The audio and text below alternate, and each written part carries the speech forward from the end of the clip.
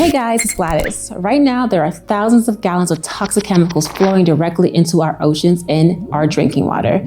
And the funny thing is, there are actual laws designed to stop this. But the civil engineering world, they're basically just watching it happen. Look, it's not their fault. They just haven't discovered Sera standard yet.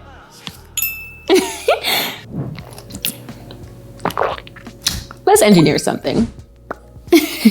First, let's talk about the obvious, how water actually moves. People think when it rains, the water just washes down a drain and magically disappears underground with alien clowns that come back to take kids every 7 years. But in civil engineering, water falls onto a hard surface like that scam of an asphalt road we talked about last time, and it runs off. Depending how the road bends, the water moves from this pavement into the grassy swells, or it flows into the gutters. And fun fact, not all gutters are concrete.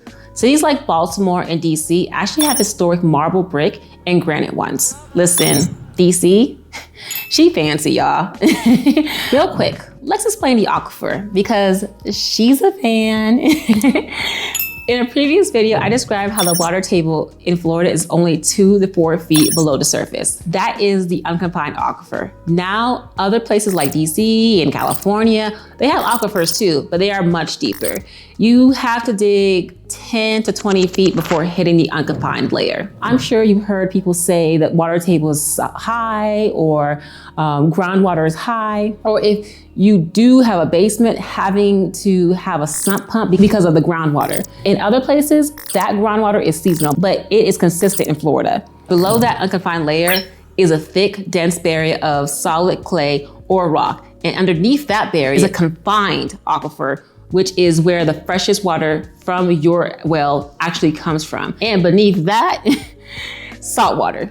That's why you have to be ultra careful when digging a new well. And it's another reason basements aren't allowed in Florida. Dig too deep and you taint Florida's fresh water with salt. But that top unconfined layer, that's what you visually see when you look at an open canal.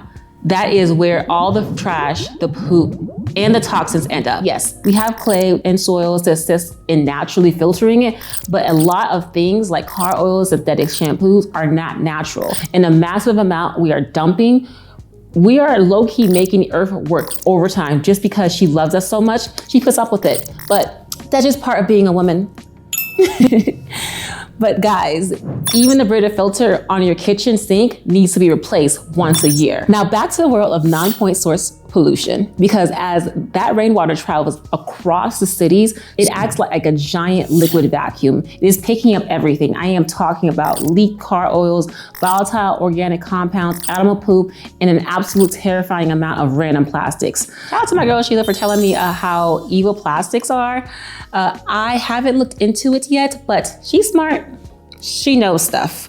It is not just car oils. When you get your sidewalks or your driveway pressure washed, chances are that guy is not paying double for the non-toxic stuff. Those harsh chemical compounds get vacuumed up and they end up right in your drinking water. By the time the water reaches the point right before it gets into our water source, it is a toxic soup. And our current infrastructure's only job is to move that soup into the ocean as fast as possible on 2 fronts, down via the aquifer and out via direct runoff. And the thing is, we actually have laws to stop this called pre-treatment regulations. If you build a parking lot in places like DC or Fairfax County, you literally have to pay for nutrient credits to offset your pollution.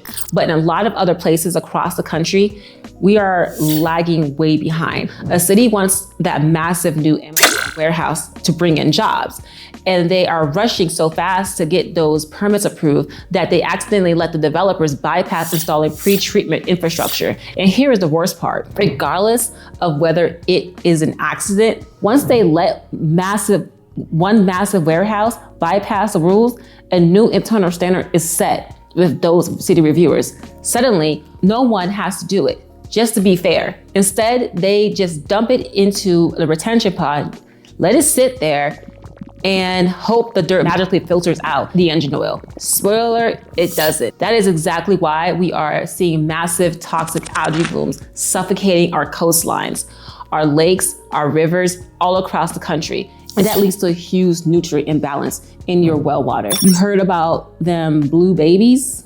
Yeah, that's from this. So how do we actually fix it?